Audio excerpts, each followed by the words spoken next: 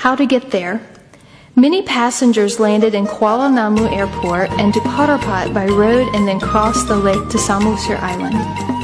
Can also use Suzy Air flight daily to Selangit service followed by an overland trip to Muara about 1 hour or to Potterpot about 2.5 hours.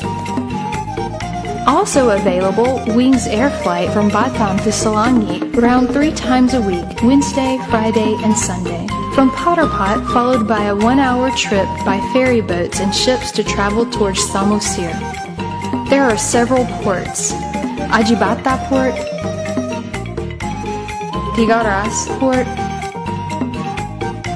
and Muara Port.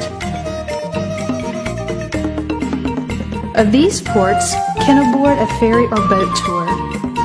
So, it is very easy to reach the Samosir Island by crossing